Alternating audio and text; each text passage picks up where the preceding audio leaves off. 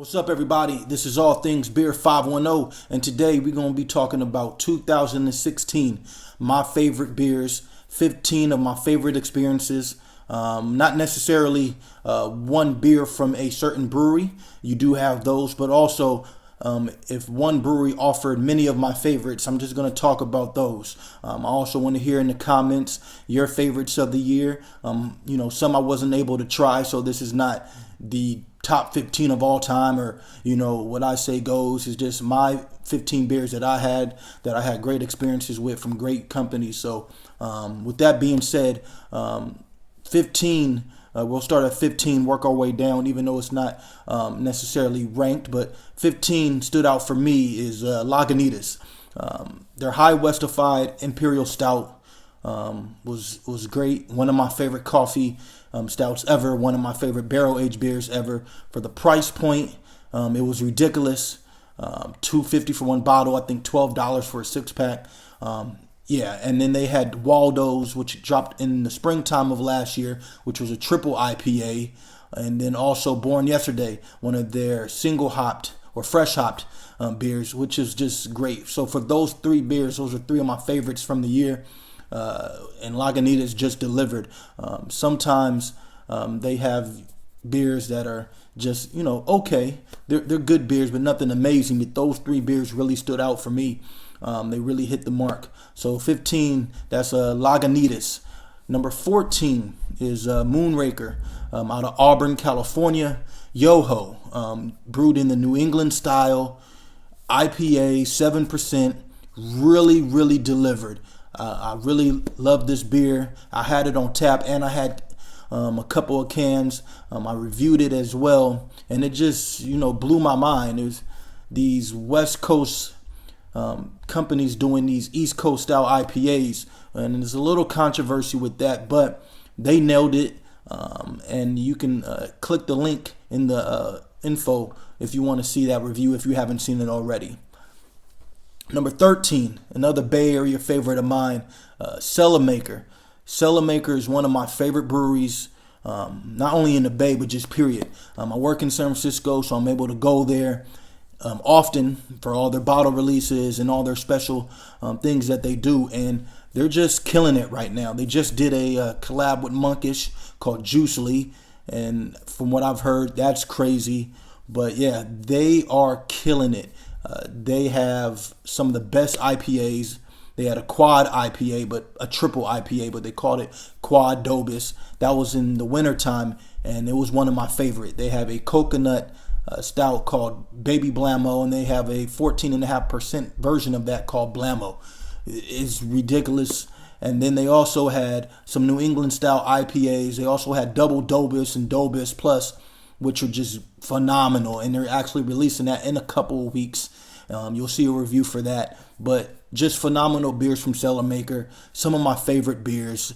I can't really say anything bad about them. Since they first opened, they've been great. Probably the best brewery in San Francisco. Not even probably, I would say the best brewery in San Francisco, hands down right now. So if you're ever in San Francisco, go to Cellar Maker. Coffee and cigarettes. Imperial coffee and cigarettes, barrel-aged coffee and cigarettes. They have a lot of great beers. So that was number 13. Number 12, Treehouse. Like I said, this is not in no order, so don't go crazy. But Treehouse had Alter Ego and Julius. They blew my mind. I've never had beer like that ever in my life. It was my first Treehouse beer, was Alter Ego. I geeked out on the review. Julius right after, geeked out on it. Treehouse is amazing. Hopefully this year I'm able to try more Treehouse beers, but Treehouse is just amazing. The experience was great. Alter Ego and Julius, just two of my favorite beers of all time that I've ever had, hands down. With that being said, we're going to go to another New England brewery, Trillium, and they had me geek out as well. Trillium and Treehouse, I mean, you can't say one without the other. I had double dry hop 4-point pale ale, which was ridiculous.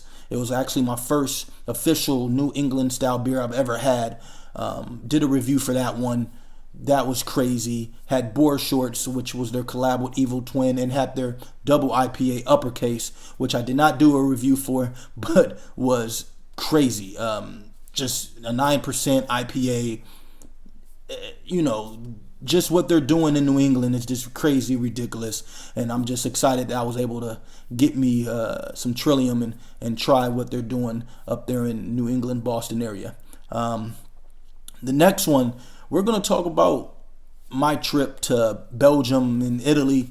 I went on my honeymoon a few months ago, and I was able to go to Cantillon and you know, try Wessie 12 and go to Delirium and go to Brussels and just try beer from the source, and it was amazing. I actually had Zwanze, I might be pronouncing it wrong, but you know, I had, you know, Westie 12.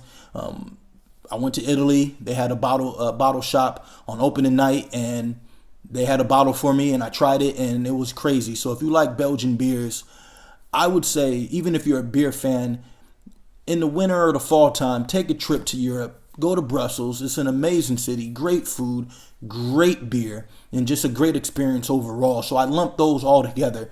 Just the Cantillon experience, the Westie 12 experience, going to Delirium, going to other beer bars in Belgium, and they treat beer like Napa does wine. It's just amazing. Or France does wine. Just the Brussels and Belgium, the whole area is just amazing in what they do, and that was one of my best experiences that I've ever had with beer and just in life in general. So that's grouped. The next one is Alvarado Street. Alvarado Street is a relative new brewery in the Bay Area from Monterey, California. I reviewed Opaque Minds, which was their collaboration with Phantom Carriage, another up-and-coming brewery from SoCal. But they also had Contains No Juice. They also had Haze of Our Lives. They also had Mai Tai IPA. They also had another coffee stout that I did not review, Best Part of Waking Up.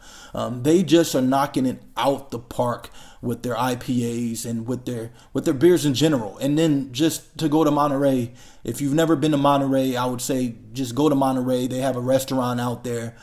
They brew their beer in Salinas, California, but go to the brew pub in Monterey, walk around the boardwalk, see the water, see the beach, and then just go to a great brewery in Alvarado Street. And hopefully next year or this year, 2017, they do bigger and better things. I'm really excited about what they're going to bring. So Alvarado Street, just, all their beers that I've had from them together have been, just great. So keep on doing what you're doing, Alvarado Street.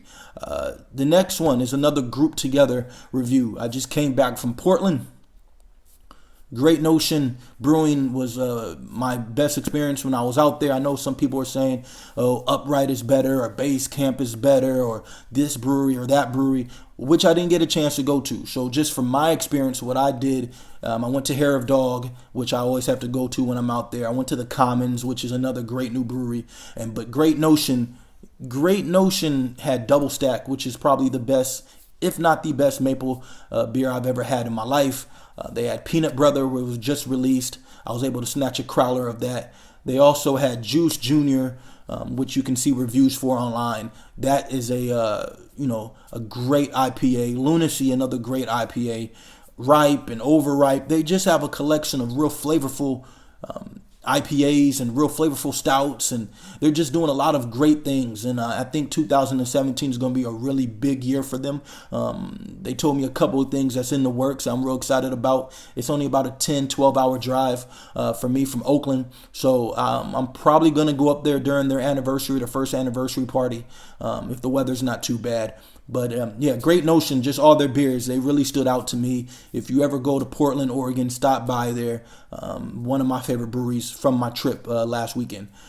Next one is Maple Jesus. Since we're talking about maple beers and maple stouts, Maple Jesus from Evil Twin actually was, I think, my second review I ever did. And it was crazy. It was a lot of bourbon character, a big beer.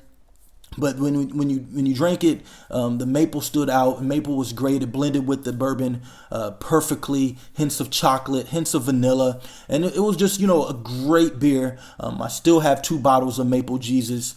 One of my favorites I've ever had from Evil Twin. Probably my favorite Evil Twin beer.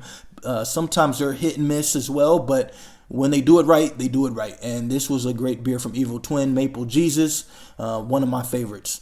Also, if we're talking about, barrels and certain things, Prairie Bomb.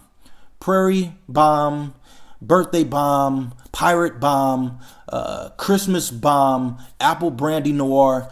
I'm giving you their whole rundown of just their stouts. Prairie is one of my favorite breweries, hands down, period, from Oklahoma, and they're just killing it right now. I love their stouts. Their saisons are good too, but I'm not really a big saison guy, but their stouts are crazy.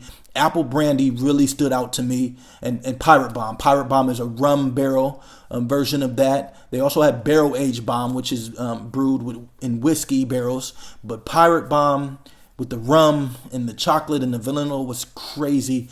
And also the Apple Brandy, just when you pour it and you smell it, the aromas, if you've had brandy before, it smells so nice and so decadent. The beer is so smooth.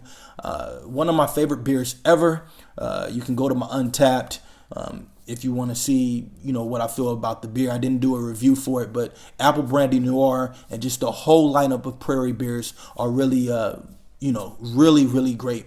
And so they're on my top beers of 2015. The next one, I got a list right in front of me, is Other Half. Other Half in Brooklyn, New York. I've had a few of their beers.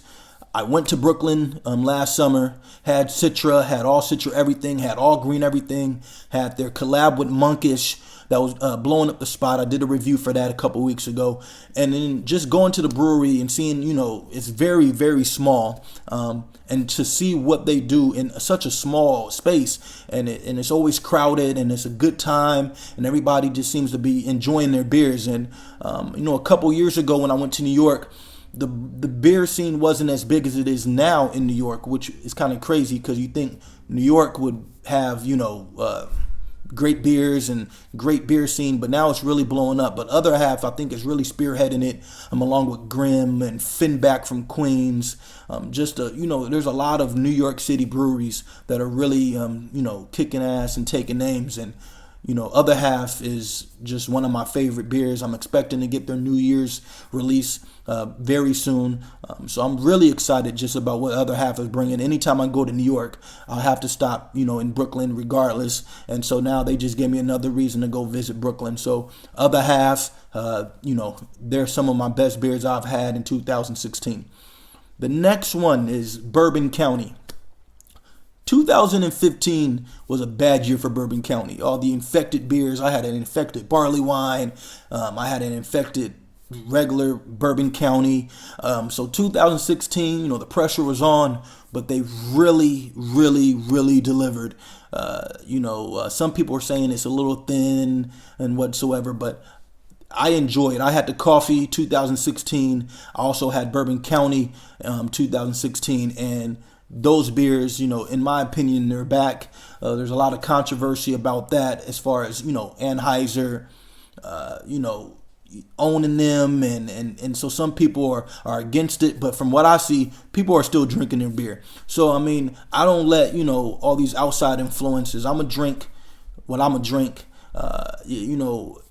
One time a year is not going to hurt all these other, companies. I'm going to drink good beer, and, if InBev owns them, then they own them. That's what it is. But as far as for the beer itself, Bourbon County, can nobody tell me 2016 that's not one of the best beers of the year. Their coffee is not one of the best beers as consistently released, consistently great, and their Bourbon County is consistently great. One hiccup last year shouldn't, deter people away from a great beer. Mistakes happen. They refunded people their money. So, Bourbon County, another one of my favorite ones. I lost count, of how many, what's my top 10, top 15. But you could, as you follow along, I'm getting near the bottom. Next is Fieldwork. Fieldwork is a brewery in Berkeley, California. They just opened up one in Napa and also one in Sacramento. And I think they're doing one in the peninsula somewhere, San Mateo County. Fieldwork is great at what they do. They're cranking out beers, different styles, beer to guard, saison, sours, IPA, stouts, porters. They do everything. There's nothing that they don't do. They do everything really, really well. And I had their Pulp, which is their New England style IPA, which was really good. They released it in cans this year. The line was crazy at all 3 locations, sold out in a couple hours at all 3 locations. And they're just getting a lot of hype in the Bay Area. And, Alex, the brewmaster over there, he knows what he's doing. They're good people over there. Berkeley, if you're ever in the Bay Area, it's a cool place to go. Catch a Cal football game or a Cal basketball game or walk downtown Berkeley. It's just a cool city. And so, they're bringing it. Fieldwork is bringing it. If you're in Sacramento, they have one out there. If you're in Napa, they have one at Oxbow Market, if you're familiar with Oxbow Market. So Fieldwork, from Pulp to their Barrel Age Eliza, which is one of my favorite coffee beers. Is brewed with New Orleans style coffee. Is really good. They release it once a year, and they'll be releasing it during San Francisco Beer Week in February. And so I can't wait for that. I'm gonna have to get a few bottles. Great company, great beer. Love what they're doing. Fieldwork. Also, we're gonna go to, I think that's it. No, the last one is 1050. 1050 from Oskar Blues, Barrel Aged 1050 is one of my favorite beers I've ever had. I reviewed it. I think it was my 3rd or 4th review, and it just blew me away. They are great. The beer had hints of chocolate and vanilla, and the bourbon was great. And I just love what they're doing. The 1050 is a great base stout. They had a rum version, I believe, of the barrel aged version, and the Bourbon County version, or the bourbon version of that, is up there with, I feel, Bourbon County and Abyss and Parabola and all these heavy barrel aged stouts. Is just really, really good, really decadent, really chocolate forward. Bourbon is great. It's in I think 20-ounce cans. For a good price, is really, really great beer. And so that's the last one on my list. These are the beers that I really enjoyed in 2016. 2017 seems like it's going to be a great year for craft beer, with more, collaborations and releases and events and festivals. And I just, I'm really excited about 2017. And for everybody who watches the videos, who subscribes to the channel, your comments and just the conversation that we have over beer, has just really been amazing. In 2016, I just started this channel in November, and 2017, 2 months later, I did it November 6th.